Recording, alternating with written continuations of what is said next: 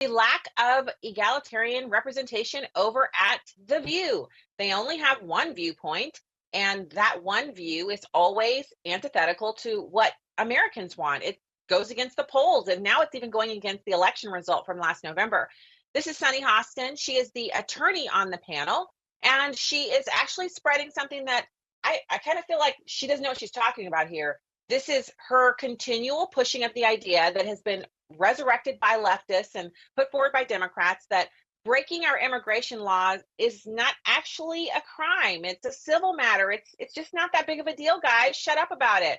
Watch. But 87% support deporting criminal undocumented migrants. Yes, I don't know anybody in the world. Yeah, I don't know anybody in the world who wants to keep the criminals. I don't know anybody. That's where you should be focused. Can I say something? Because, you know, we keep on talking about criminals and immigrants being criminals. And I just want people to understand what the facts are and the stats are, is that undocumented immigrants are much less likely to have committed crimes than American citizens. American citizens commit more crimes than anyone who is undocumented. I also want to make the point that an undocumented immigrant is not a criminal because he or she is undocumented. That is a civil offense. So to call people illegal is, in and of itself, I think, xenophobic and racist. And I do. And incorrect.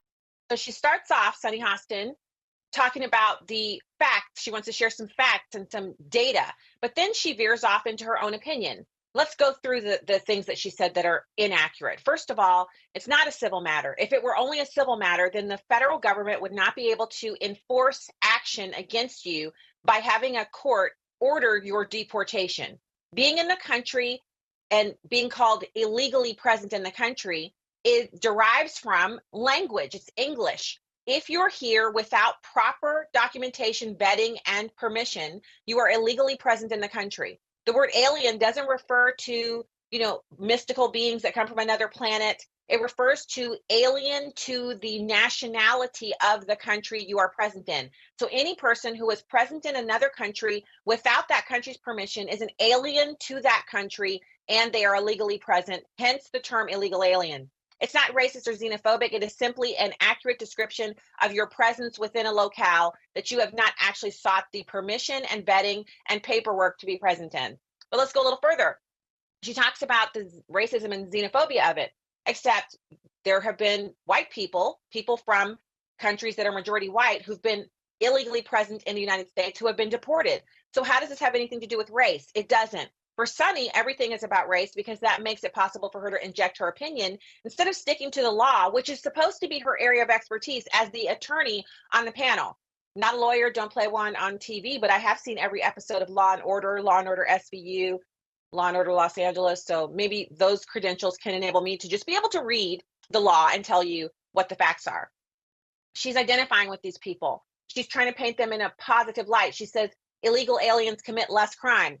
I wish Sunny Hostin would sit down with the mother of Jocelyn Nyong'o or the mother of Laken Riley or any of the other thousands of young women and girls who have been raped or murdered or assaulted or carjacked or anything else, not to include the men. She should sit down with the victim of illegal alien crime and explain to that family how their crime is an outlier and so therefore it doesn't matter.